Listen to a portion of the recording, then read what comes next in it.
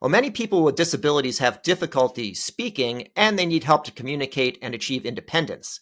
It seems like a really productive use case for technology, and in fact, today's guest is leading the charge.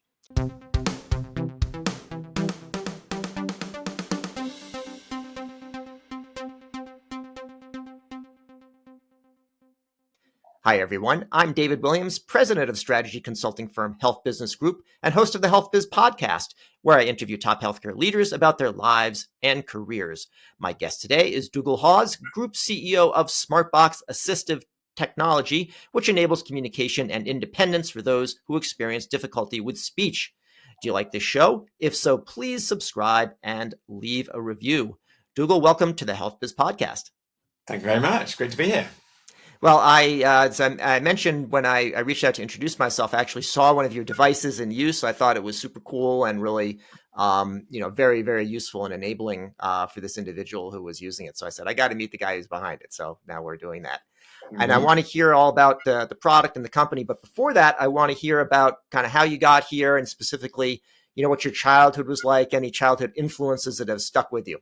Mm-hmm. Yeah, absolutely. So, well, I grew up in the middle of England, in the countryside, and had a fairly uneventful but enjoyable childhood. But in terms of what happened that led me down this career path is very much deep-rooted in my family history. So the story really starts, and this is the story actually of Smartbox, starts when my mum had just given birth to my sister, my older sister. And my dad was there at the bedside and got speaking to the dad at the bed next to them in the ward in the hospital. And this guy had just developed a new telephone system for deaf people. This is back in the 70s, so a new bit of technology. And my dad got really interested in this, got talking to the guy, and actually the guy wanted a case for it. My dad, as a hobbyist, did a bit of leather work. So we ended up making a case for this telephone, which, by the way, was kind of an early version of text messaging. So nice. A way that deaf people could use a phone. Anyway, so he got involved in that venture, which unfortunately didn't work out and failed. But following that, through the connections made, he began work for a charity, which he spent all my childhood working for a charity. And so that had a big influence on my life because that's what I always knew my dad, it's kind of how he was defined as a child, as somebody that worked supporting disabled people. So I'll just tell you a little bit more about the charity because it's kind of interesting. They were called the Foundation for the Communication for the Disabled. So not the most catchy name, but incredible impact. So what they were doing was going around the UK, and his job was to meet disabled people, understand their needs, and then create technology. Often this was sort of mechanical solutions as well as electronic solutions to help them do the things that other people were able to do and take for granted. So communication was one of them. But if you imagine somebody born without hands or arms, how are they going to type? So they might have speech, but how are they going to type? So he did a lot of work in his workshop, developing bespoke solutions. So that was my childhood. We moved from Brighton on the south coast of England to a town called Great Malvern, which is where I said I grew up, right in the middle of England. And that was so he could travel to all corners of the country as needed. But we also had the offices of the charity based in our house. So one of the defining memories of my childhood was people, different disabled people coming into our house, and I'd come back from school and they'd be sat around our kitchen table and I'd meet them, and I just learned a huge amount about the challenges faced and also how to interact and sort of learn from disabled people and understand their different challenges. So it was kind of very influential in terms of what I chose to do with my career and my life. I always ask this question because, first of all, I'm interested in it, but also usually with these sort of discussions, you jump right into the business now, and there's an interesting backstory, often going back decades is often the case. A lot of people I interview are parents who are physicians, and so they see some insight about healthcare. Your story is interesting and makes me think, maybe I should have been more on top of it when my wife was giving birth. The only thing I can remember is my first child It was 1998, and I had my BlackBerry at the time, and I had the Economist magazine, and I did write a letter to the editor that was published. It was three sentences, and they published it. So, There you go. Yeah. so I got something, but it hasn't had the same lasting impact, I think. So I see that you did some work in journalism, film, and broadcasting. I think that was your education before you were working with some charities after school as well. So after you got out of the house and into school and onto your career, how did that transpire? Well, so when I was growing up, the company that later became Smartbox didn't exist, and I was always encouraged to just study and spend my time doing things that I enjoyed. That was kind of the steer from my parents. There was no big academic push in terms of going down sort of traditional routes, but I did really enjoy school and I really enjoyed university, and so I just chose a course that I thought looked interesting, and it was genuinely fascinating, but didn't really hold much relevance to what I ended up doing. Yeah. So what actually happened was I finished university, and initially I joined the family business. Now at that time, this is in 2004, it was my mum and my dad had started the business. They started it the year I left home, so it'd been going for 3 years whilst I studied at university. And then my brother joined, and he had sort of self-taught himself how to do a bit of coding. So he was brought in to take the software products on. And then I joined really as a summer job initially. But, obviously an interest, and I did wonder where it might go. Yeah. And so I got into it, and I'll tell you a bit more about my early experiences. But the charity side, what I did was I did about 2.5 years for the family business. And like I said, it was initially just 4 of us. It was very much like exclusively a family business. Yeah. And I did that for about 2.5 years.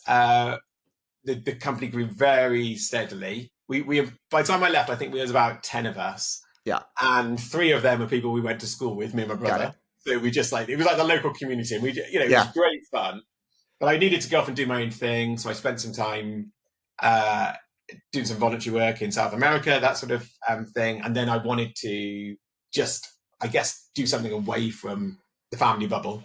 Yeah. But always very clear, I needed to do something with purpose. So it had to have an outcome that benefited people, hence working in the charity sector. Great. Yeah. So then as Smartbox got going, what was I've got the clear kind of background for that, but how did it actually come about as a company? And was there like a specific unmet need that you identified, or did you have a technology that you applied a solution to, or what, how did it really get going? Yeah. So initially, if the story I described earlier around going out and visiting and meeting different disabled people and understanding their needs, one of the common challenges people faced was communication. And it's one of the, if not the most difficult of physical challenges that somebody, or cognitive challenges somebody can face. It's such a complex thing. Something we all take for granted. And something, and I'm sure we'll get onto this, that is very, it presents in many different ways. The challenges are very varied, because it's tied into that is language and everything else. So it's an absolutely fascinating area to be involved in. Anyway, what sort of happened was, as we kind of came out of the 90s, if you remember that period of time, suddenly computers were becoming commonplace in people's homes. And I remember growing up, we always had a computer, like a BBC Micro. I don't know if you ever had those in the States, but no, we didn't have that stuff. But I know like what they had in the UK, like Sinclair and that kind of stuff. Yeah. And you just there was no Windows environment. You just started DOS and just had type in prompts. And I remember having like an early text to speech program, and we had great fun as kids, making it say rude words and things like that. Right. Anyway, when computing evolved and we kind of got onto the Windows 95 era and Windows XP later, and that kind of was signaled computers going into people's homes.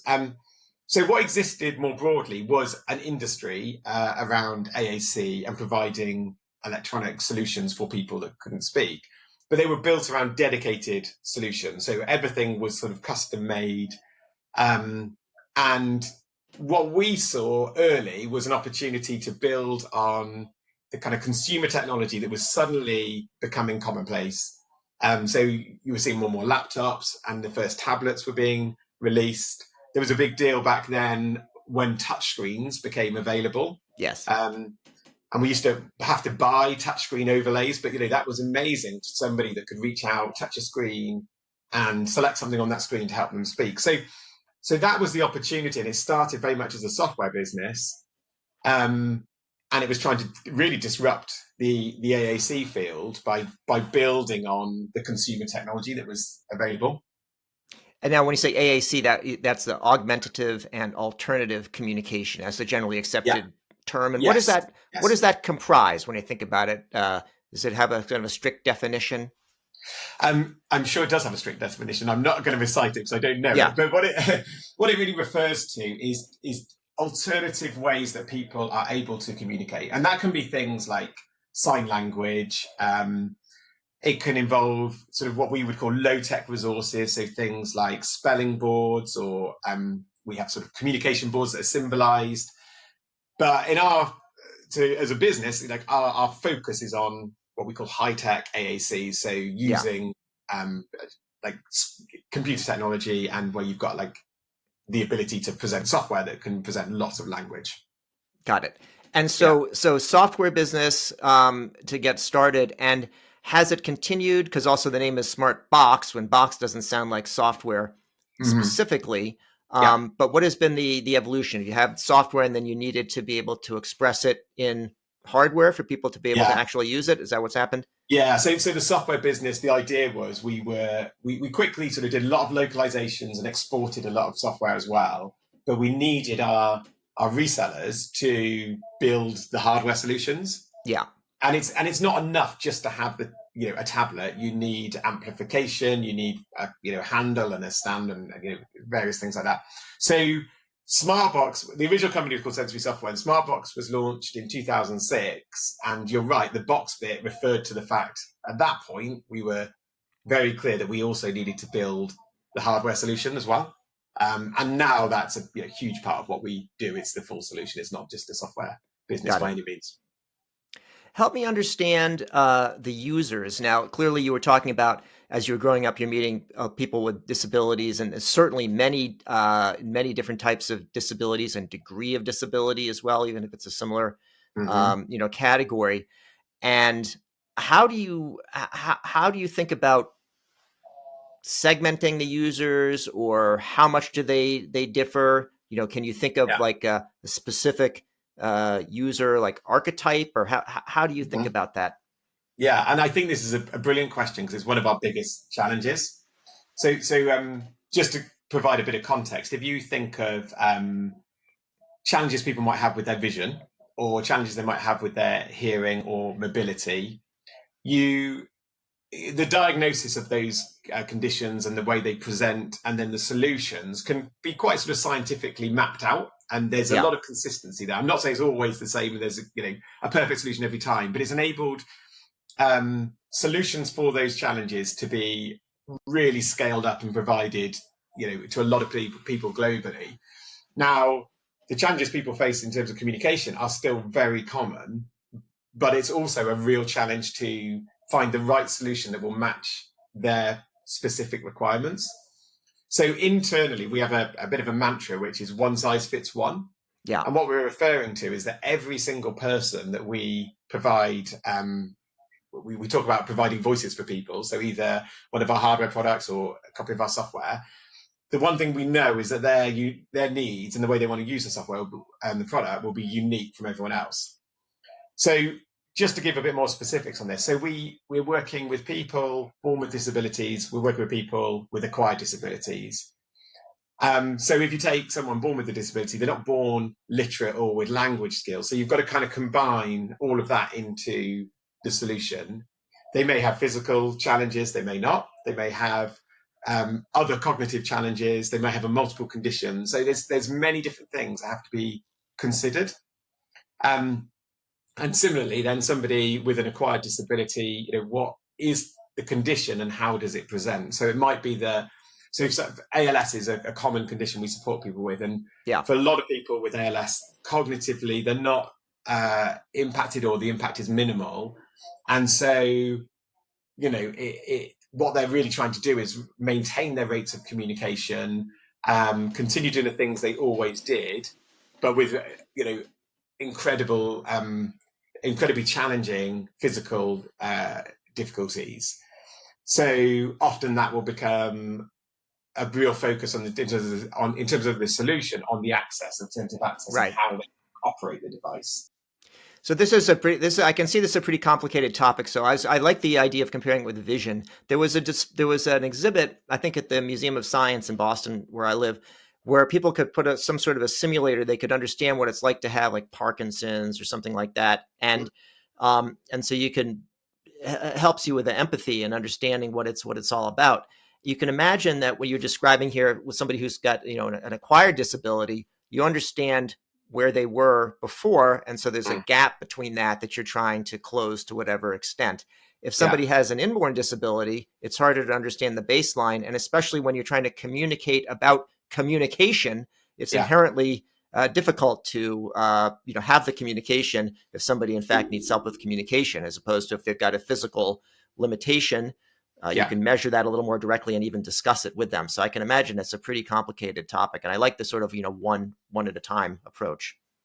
Yeah, absolutely. And I think, if you consider somebody born without the ability to speak, and then you're trying to present to them language mapped into software. Yes. You think of the complexity of language, and then how you map it and make it possible to find those words, and how you present those words to people.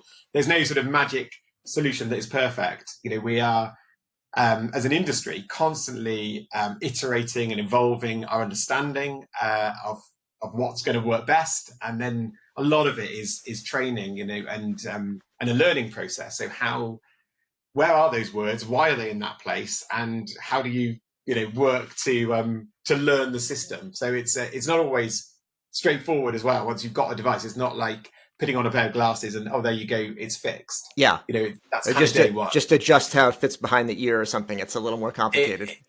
Yeah, exactly. So a huge part of what we're focused on is not just delivery of the product to someone, but the real commitment to how can we help them succeed with this in the long term. Yeah. And that's when we really feel like we've done well, is if people go on to successfully use their products. Got it. And, the nature of it, of course, you can capture all the interactions that are occurring. To what extent is the personalization? I mean, I imagine you get some sort of baseline and then there's some sort of a tuning. To what extent is that data driven, and is that improved over time? In other words, the actual inputs that you get and the outputs from the device itself, as opposed to observation, interviewing caregivers and that kind of thing. Yeah. So I wouldn't say it's so much data driven. That's involved in the product design process. But the way products are sort of chosen and then customized, often, that will always happen with a clinical input. So there's a clinical intervention in the US, that'd be a speech pathologist who's working with the individual. Our role as a company is to kind of be part of that team around the individual. And we obviously have high levels of knowledge about our own product. Yeah. Actually, our team, we have about 550 in our wider team. And of those, I think the latest count was around 90 of them are clinicians. So we have a lot of clinicians in our team with a lot of real world experience of working with people that need AAC and learning how to sort of tune the system or customize it or set it up to meet their needs. And I talked earlier about my early career. So those early days, I spent all my time out in the field working with the people that need the equipment. And it's one of those things that I feel it was such a privilege to do that job. It was really challenging. You'd go into many different environments. The conditions have no way of selecting who they affect. It could be all walks of life. And you could go from joyous occasions where you're helping a child, say I love you to their parents for the first time and seeing all this wonderful emotion around that, to really heartbreaking, desperate situations where, you've got a parent of a in a young family and they've been diagnosed with a terminal illness, and you're just doing your little bit to try and make their situation a tiny bit more tolerable. Yeah. But you can imagine all of that drives me and the wider team. It's so profound what we do, and the impact is so big. So yeah, it's and therefore the variety is also incredible. Yeah, I mean, you've got an amazing variety of things, right? So on the one hand is taking somebody that from an inborn standpoint was disabled, and you're able to enable them to do certain things. And then in other cases, you may be able to slow or soften the decline that may be occurring. So it's a whole, different set of things. I have a friend who's a pediatric neuro-oncologist, and most of his patients die. And so you think about how do you go and, how do you do that? And I was asking him, like, what is it like? And the way he does is most of the families end up thanking him at the end of it. Mm-hmm. Like so it actually, it's not just somebody has to do that job. It's an amazing thing if you can actually do it. And I think what's good about what you have is also there's a variety. You're not just, It's not all just in one area. Yeah. Yeah, absolutely. And then, you mentioned earlier about communication and independence. So the other thing to bear in mind, so let's just imagine you have, and I'll use a story of someone I went to see that just always stood out to me because it was really interesting experience. This was somebody diagnosed with ALS, south coast of England, sort of very normal family home, 2 young kids. And I went in and I met this guy, and he was clearly, his mental health was in a really poor state. He didn't have a form of communication other than he could speak very softly and his wife could understand him. But he had no way of accessing a tablet, a phone, or a computer or anything else. So we set him up with the technology, and it gave him a way to form messages. So if you imagine on the screen, you've got keyboards and prediction tools and message tools, and there's lots of things there that are going to enable you to communicate with people face to face. And that's like the baseline, the core of what we do. But on the independent side, I showed this guy how using eye tracking. So he was looking at different targets on the screen, and you can use that to select things within Windows, within a web browser, whatever else. And so I just showed him this, and I left the house that day, and I as I described before, I felt like I'd done what I could to try and make the situation a little bit better. Anyway, about a month later, I got an email from him, and it was a really emotional email. I mean, the fact he'd written an email in itself was a big deal because he had no way of doing that previously. And what he said was that through the technology, he'd been able to go online and buy his kids' Christmas presents, and no one else knew they were coming. Like, he had ordered them on Amazon and no one knew they were coming. He was able to do the weekly shop, so he felt he could contribute back into the family rhythm, and also the family banking. And these things to him were hugely important. So we can't undo the impact of the condition, but we can do our very best to help maintain a better quality of life for those individuals. I think that's a great story. So it illustrates actually how the technology works and what the impact it could be, which is a big overlay, on the condition. I know with ALS in particular, and you brought it up a couple times, is really that example of someone going from the full functioning quite down, and often fast, but sometimes it could be arrested to a certain extent. There's a company, you're probably familiar with, Patients Like Me, and I had met the founders, who were brothers of somebody who had ALS. And one was sort of on the fundraising side, one was more on the technology side. And so different approach, but, similar motivation in terms of making things work out. So, you've described a very kind of, personal way that you got to this. The company evolved in a certain way. And so I'm wondering if you look at others in the field, like Dynavox is an example that I'd say, here's 2 companies that do it. They also, the last parts of the words rhyme and everything. Did they come from a different direction, or does everyone sort of come in at sort of, similar, like Hertz and Avis, or are they different? Is it a different approach of what you do versus others? Yeah, it's interesting. So I think there's a lot of companies that formed where there's maybe the founder had a family experience, a child born with a condition or something like that. But actually, in the case of Dynavox, or Tobii Dynavox, the full name, they started as a Swedish business that created an eye gaze technology.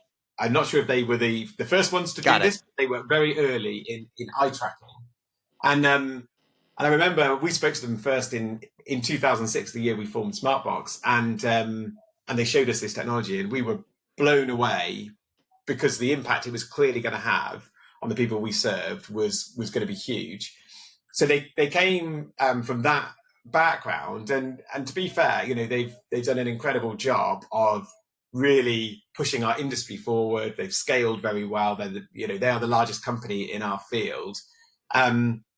And it started, with the technology first. Whereas I think, you've heard the story of probably where Smartbox and maybe other AAC companies started more on the kind of the people side and the service, but, they've grown that. So, hats off to them. Yeah, good. Now, you talked about how you began with a software, and then you realized that, you're going to need to get into hardware in order for that to work. But now we're also talking about a fair amount of time that's passed and in some incredible changes, both on hardware and software. And I'm thinking in particular how there used to be a lot of different devices out there that have now been superseded by, in many cases, an iPhone or potentially an iPad. And I'm wondering if we look at the world in 2024 going into 2025 versus, almost 20 years ago, is it different now? And are you seeing that is an evolution toward more of a standard device and you can focus more on the software, or how does this all fit for you? Yeah, that's it. I guess there's a bit of everything in the mix. So, I described earlier that we built the company on the idea that people could put the software on any device, and we've always stayed true to that ethos. So the software's always been available. We have an app called Grid for iPad that's available for anybody to download and run on their tablet. The reality is, the stats say that 1 in 200 people at some point in their life will face a significant communication challenge. Yeah. So, and that, a different stat says there's around 50 million people globally right now that would benefit from AAC. And as an industry, we are barely scratching the surface. So when we're talking to our teams and we're talking about ambition and visions for the future, it's really how to massively scale our provision. I've also talked about the challenges with that and how often expertise and training and education, has to go alongside that. But we recently reduced the cost of our iPad app and just did a big 50% promotion. And we see then more people buying the app and putting it on their iPads. And we believe that's great for us and great for us as a business, as well as, what we're trying to do as a mission. We also take iPads and build one of our major product lines around the iPad. It's a fantastic platform for what we do, particularly those that are using the touchscreen and direct access. So I would say we embrace new technology. We are, relative to the big tech firms, we're a small niche market, and we need those guys to be developing, to be improving their accessibility features as well, which I think, a lot of the big tech firms have really made major progress in recent years in terms of how they are thinking about disabled people when designing their products, which is all good for us. I think the other thing we see is the more AAC that is provided, the more other people see it and think, oh, hang on, that could work for this person I know. Right. And it really helps spread that further. So, it's the sort of scaling up of AAC provision is what we want to see, and we want to see it happen globally. And we're not there by any means. So we've got a lot of work to do, but that's our big ambition. Okay. So let's talk about distribution a little bit, because that's always a big thing, right? There's people that need it. So if you just look today, where are the customers? Are they all in like Western Europe and the US, or how does it break down roughly? Yeah. Well, I would say in terms of just thinking globally where we can reach today, again, the fact that you can download software from anywhere in the world now, the App Store is an amazing distribution marketplace. Yeah. So those things have enabled us to provide our products to people in many countries. So I think each year we provide our software in about 100 countries a year. But where we're really active is right now it's countries where there's the infrastructure to support people that need AAC. And yes, it's generally North America, Europe, Australasia. That's where the most AAC is provided for. And the infrastructure, it's a combination of funding, expertise, it's professionals that understand what is required and how to train on it, etc. And then it's awareness is a huge barrier for us as people understanding the technology and thinking of it when they are faced with a challenge that would benefit from it. So it sounds like there's a direct-to-consumer approach, at least for the software. It sounds like it's available in the App Store. Is that right? Someone can download it there? Yeah. And then how about the physical products? Do they go through distributors, or do people buy directly, or like how does it get into somebody's hands or onto their wheelchair? We have a combination of direct sales and through a partner network that works globally. But even when we're working with those partners, in almost every case, ultimately it's provided through the healthcare system that is local to that country. So it's very much, it's certified as a medical product, and I think it's very important that it's always seen as a medical product. It's it's designed and provided to support medical conditions that mean that people are unable to speak or they're choosing not to speak. And so I think that's the right place for it, because sometimes, we do have funding come through education or social care or other channels. Yeah. And I think it's so important that you have the expertise around it. Otherwise, you get scenarios where equipment is provided and it ends up in a cupboard and it just frustrates people. And you go backwards in that case. That is frustrating, right? Because it's a promise. I'm going to have this thing, Smartbox, and then it's just a box, a dumb box, and I spent money on it, or it's one more frustration to go along with everything else. Yeah, exactly. Let's talk about AI a little bit. So I got to imagine that AI is going to play an important role. But how do you think about it today, and what's the future possibility? I personally feel very, very positive and excited about the impact of AI on our industry. I think that it has the potential to be one of the great AI for good stories, with and amongst all the fears around AI. Clearly, we have to be really careful that AI is not being used to put words in the mouths of AAC users. Yes. And that's something, as we're looking at the technology, we're just being very aware of. And we're definitely in this phase at the moment where we're exploring how best to implement the large language models into our software to, help people communicate more efficiently. Right. But the other thing we're seeing is there's all kinds of ways AI can be used to do other things in software that could be really beneficial. And I already mentioned that, these are technologies that we are borrowing and then into our field, and then really benefiting people that need AAC. And so our platform has always been a kind of a place where we can integrate different technologies and then provide them all through one platform. And one of the most exciting things right now is with the voices that we're providing. So the voice cloning technology that you may well have heard about in the media is enabling those people diagnosed with ALS to find a clip of video or any audio about a minute long. You upload that to the site and then you get a voice clone. Before this latest development, it was a case that you would have to select your voice from, maybe you'd have 10 American male accents and you had to choose one of those. And it's not you. And there's so much of your identity is in your voice. If you shut your eyes and hear a voice of someone you can pick it out straight away. So I think this sort of thing is really important, and it helps humanize our technology, which again, I think will have a major impact. So I'm so excited to see how this helps push forward with the understanding and acceptance of AAC. Great. No, there's you've really touched on some interesting spots. So we'll have to follow up in a year or two and see where it's what direction it's going. Let me ask you another question, and about all that you're doing is focused on AAC, but your technology covers a lot of different areas. Have you thought about areas like are there adjacencies to AAC where a similar kind of approach might work? What might those be, and how would you think about whether you spent time on them? Yeah, we do some sort of parallel but connected markets. So The ones that come to mind, something called environment control, which is essentially home automation for people that have disabilities. Yeah. So, if somebody's unable to use their TV remote or reach up and hit a light switch, then you can use a device to, especially adapted device to do those things. So that's something we've done a lot of historically.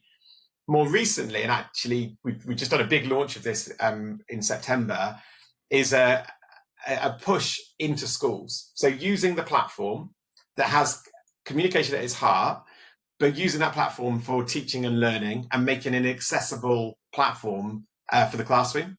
So we've already seen unbelievable appetite in schools that need something that, particularly when there's schools that focus on supporting people with disabilities, an accessible platform that can be tailored to suit the very specific learning needs of that individual, but also the access needs, and be multi-platform and everything else. So that's really exciting for us.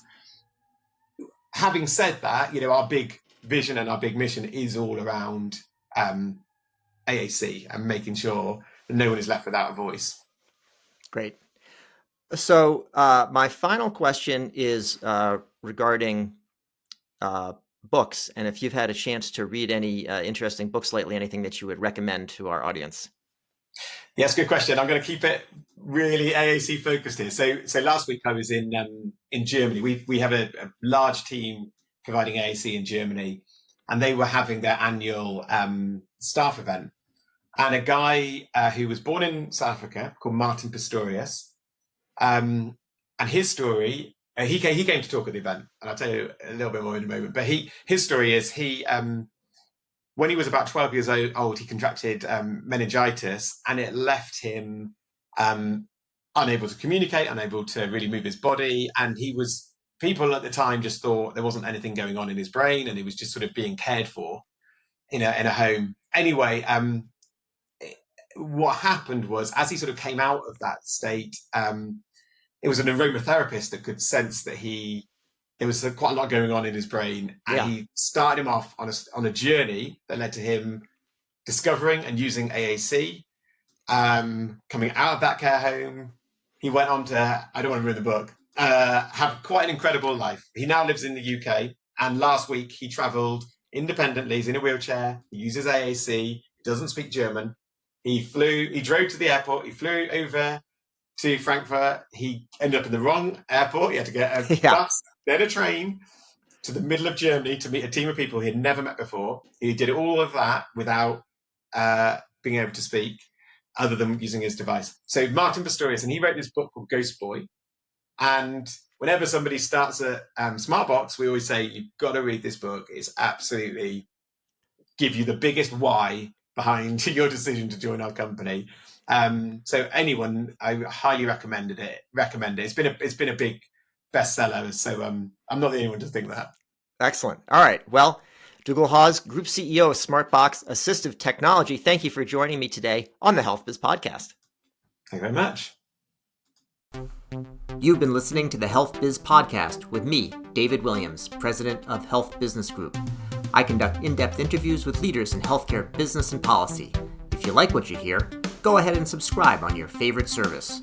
While you're at it, go ahead and subscribe on your second and third favorite services as well. There's more good stuff to come, and you won't want to miss an episode. If your organization is seeking strategy consulting services in healthcare, check out our website, healthbusinessgroup.com.